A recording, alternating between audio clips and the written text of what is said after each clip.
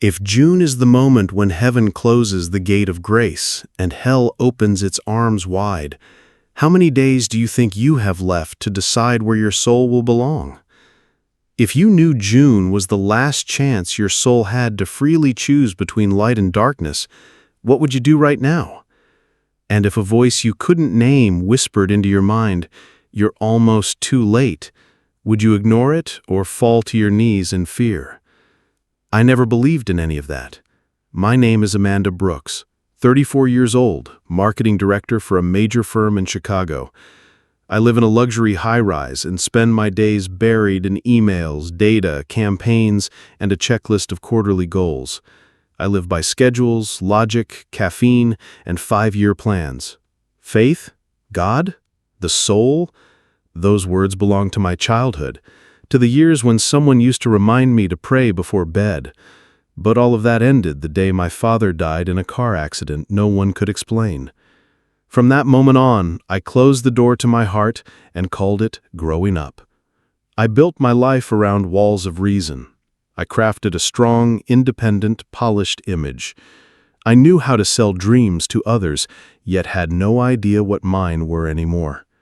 Some nights, coming home late, I felt something hollow in my chest, a silence that lingered after the playlist faded out in my headphones, a place where I used to wonder, is all this enough to be called living?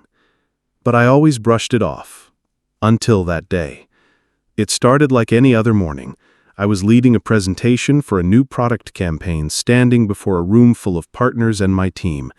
All eyes were on me, and I had everything under control, until my heart tightened.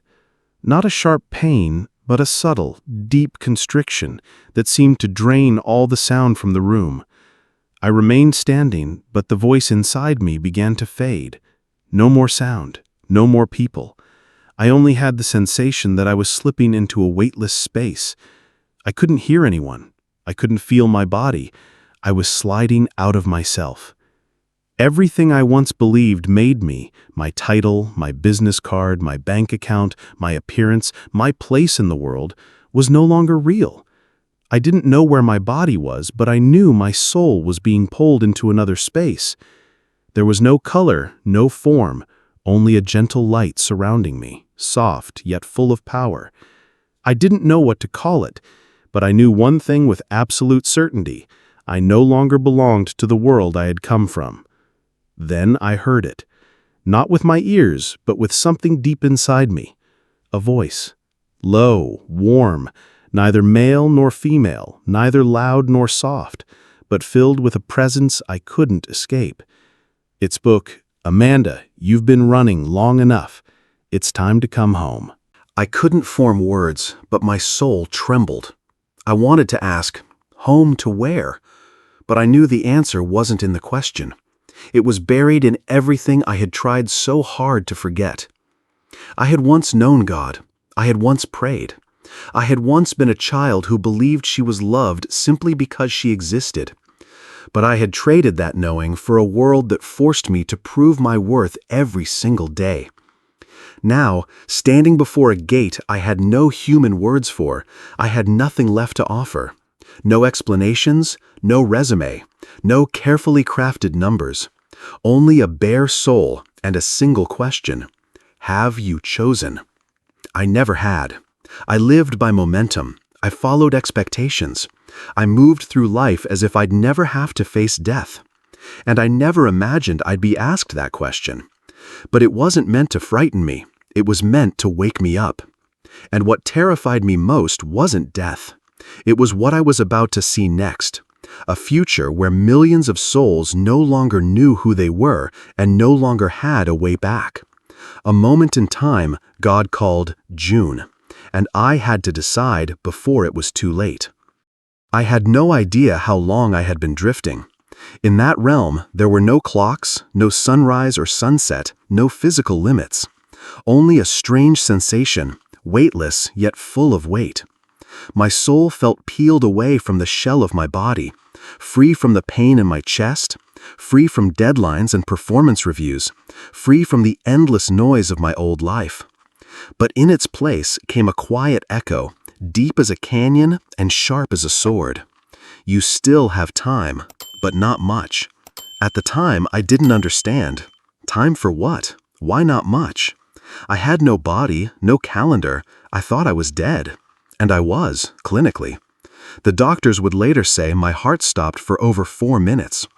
But in that place, outside of time, I didn't count in minutes. I counted on awareness. Each beam of light that moved through my mind struck like a bell. I began to see visions I had never created and could never imagine. I saw other souls. They floated, they moved but had no feet. They wandered but sought nothing. They did not recognize each other. They drifted like dreamers trapped in the afterlife. Some whispered apologies over and over. Some called out the names of children and grandchildren, but no one answered. Others just mumbled one line again and again. I was too busy. I didn't have time to prepare. Their whispers pierced me, and I understood that each of them had once been given a choice like mine and had let it slip away. I shivered. This was not hell, but it wasn't heaven either. It was the in-between, the place for souls who had chosen neither light nor darkness. They had waited too long. Then I heard a voice, close, clear, familiar. It didn't use words, but I understood it completely. Amanda, don't be like them. Walk toward the light. And I saw it. In the distance, a gate. Not grand, not majestic, just a thin boundary of soft glowing light. I was drawn to it, not by effort, but by remembrance. My soul recognized that place. It had once belonged there. And as I drew closer, I saw him.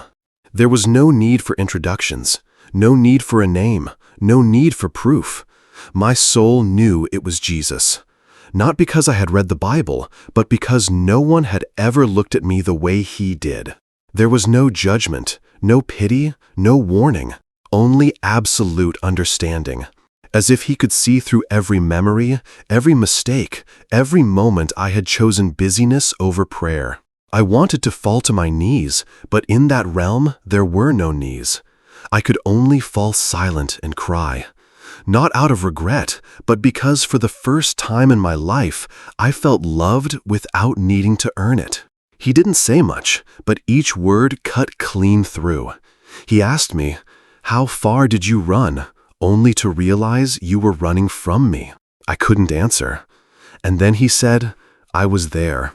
In every moment of loneliness you thought no one understood.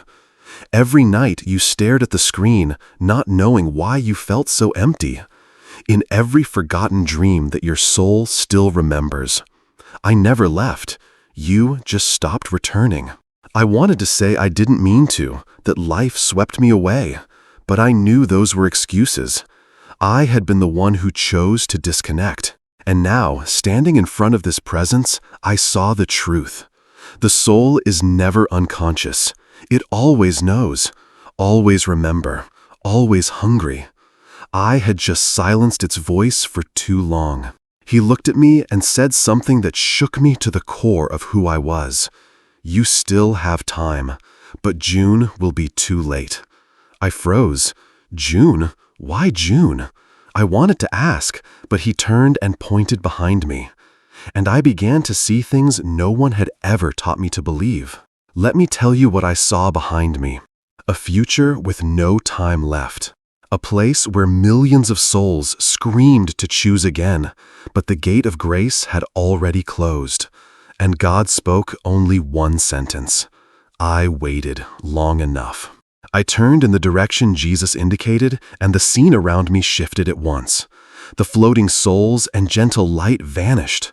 Before my eyes, a whirlwind of images, sounds, and emotions carried me into another dimension where time twisted, compacted, and burst apart. I was no longer an observer. I was living inside what I saw. A city rose before me, as if it were New York, yet strangely distorted.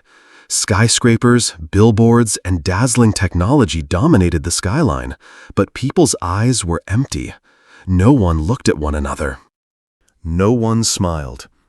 Every person wore a headset that let them speak without words. each lost in a private virtual world deliberately detached from reality. Children did not play. Adults never touched. Families no longer shared meals. Worst of all, no one remembered God. A sharp ache struck my soul. I did not understand why I had been allowed to witness this, yet somehow I knew. Jesus needed no explanation. This was humanity's future if delay continued. A future without worship, without forgiveness, without true love. Only control, programming, and imitation. I saw souls wandering, searching for something whose name they had forgotten. They could not identify what was missing, but life felt meaningless, and a dull pain settled over them, the slow agony of spirits starving inside a world of comfort. I turned back to Jesus. There was no anger in his face, only deep sorrow. He said, "They did not choose darkness, yet they never chose the light." Delay opened the door to the abyss. Overhead, a clock appeared in the sky without numbers, its hands spinning faster and faster, and a single word glowed across it, June. Terrified, I asked, "Why June?" He answered, "It is not that June holds special power. Grace simply does not linger forever. Every soul receives a wake-up call, but the day comes when I must let them follow their final choice." My voice cracked. "What about those who have not been warned?" He looked straight at me. "You are the warning." I was stunned. I am an ordinary woman. I once lived far from God, and I believed in nothing. Why was I shown this? Why was such a burden given to me? Jesus smiled without speaking, yet in my mind I heard the words, "Those who are forgiven much will love much." A stream of light from his hand touched my forehead. Words fail to capture what happened, yet in that instant every memory, mistake, wound, and regret in my life were seen and covered by a forgiveness without conditions. I broke down in tears. No polished image, no strength. I was a child held close, called home, loved once more. He said, "Now you have seen. Your soul still has time. Go back, speak, remember this. June is more than a page on the calendar. It marks the final threshold in many hearts, and if they do not choose before that point, they will no longer hear my voice." I nodded. Nothing more needed to be said. I understood. Awakening was not the hard part. The hardest part would be returning to a body in a world that does not believe what I have seen. I woke with a gasp that came out of my own throat. Heavy eyelids, broken breaths, and the steady beeping of a monitor told me I was still here. Hospital lights glared above the ICU bed. A doctor leaned over. Nurses hurried in.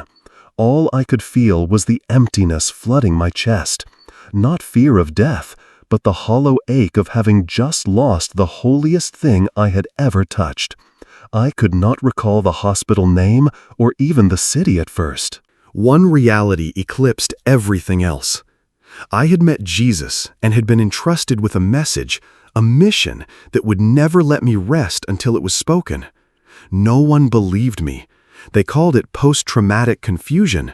They wrote prescriptions. They told me to take time off. How could I rest when I had seen what was coming? When June, the moment souls would split, was now counting down by weeks, by days, by heartbeats. I called my mother. She fell silent when I said, "I have seen the Lord." I told a few close friends. They paused, then texted back, "We are worried. Do you want a therapist?" The world I once belonged to had become a quiet room full of doubt. I did not blame them.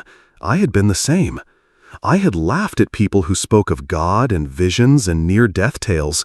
Now I was the witness. I resigned from my job.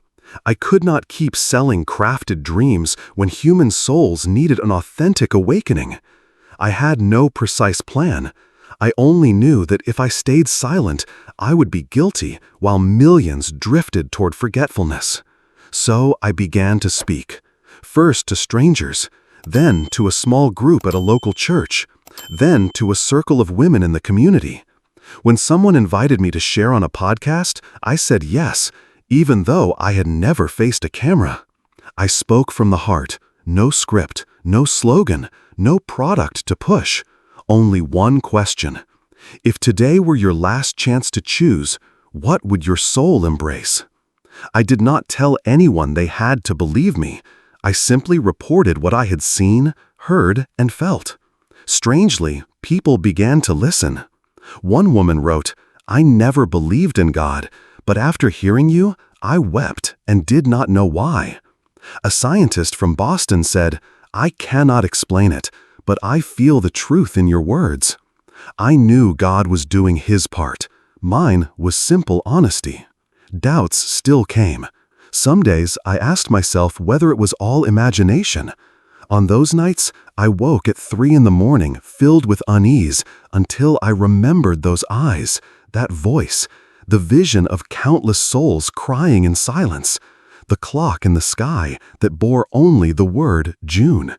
I knew I had no right to stop. One early morning, while I prayed quietly, Jesus returned, not in an image, in a deep whisper. Now is the time to tell the full truth. Speak of what is coming, of the signs, of the division, and the final grace. I have shared my story. I have spoken about the light, about June, about the soul, and the power of choice. Yet the farther I go, the more I realize that telling the truth is one thing, persuading people to listen is an entirely different journey. People do not fear deception the way they fear the truth, because lies let them keep living as they always have, while truth demands change. I have been mocked, labeled delusional and fanatical, and accused of exploiting religion for attention. Some messages sting with words like, "If God truly chose you, why did He not choose a pastor, a righteous person, someone with influence?" They do not understand that it is precisely because I am no one special that God chose me. I once doubted. I once left Him. I once scoffed, trying to live without grace, and that is why I understand the emptiness of those who reject their souls. I do not speak to them in theological language. I speak as someone who once fell freely and was pulled back from the edge. One afternoon, I sat with a homeless man outside the church. He said, "Do you know why I listen to you? Because you do not look at me like a statistic." I was speechless. In my eyes, he was not poor. He was free. He needed nothing except to know his soul was still remembered. That moment taught me my message is not meant to shock, but to awaken the sacred memory hidden inside every person. I began to record my dreams, the nights I woke and felt a hazy calling. I prayed more, not to ask for favors, but to listen. Some nights I simply sat in silence and whispered, "Lord, what should I say to the world today?"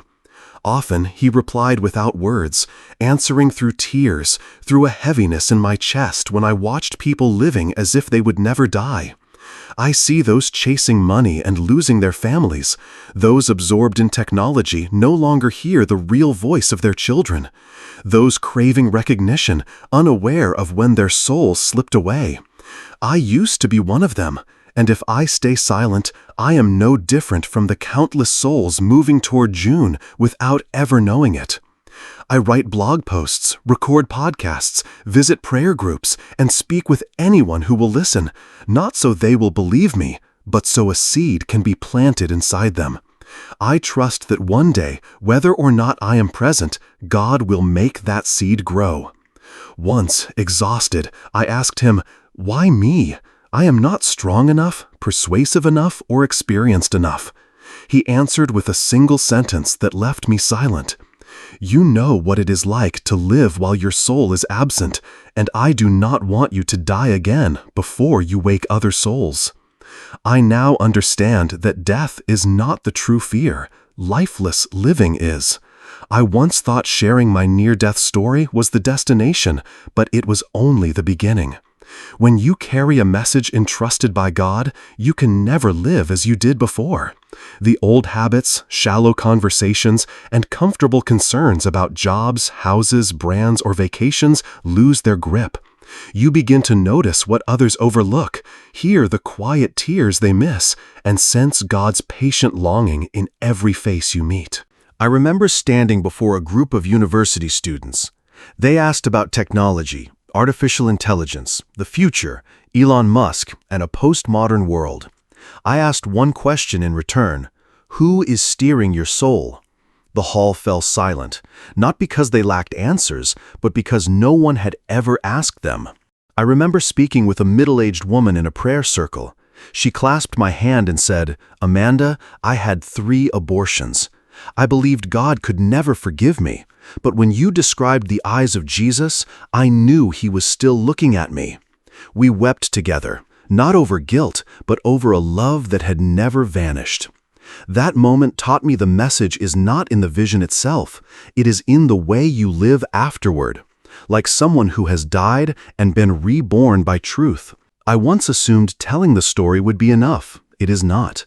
Each day, the message must be spoken again in many forms: a hug, a glance, a quiet word that says "I understand," or even complete silence so another person can hear the pulse of their own heart. I also accept that some people will never believe me, yet that does not matter. Truth does not need belief to exist.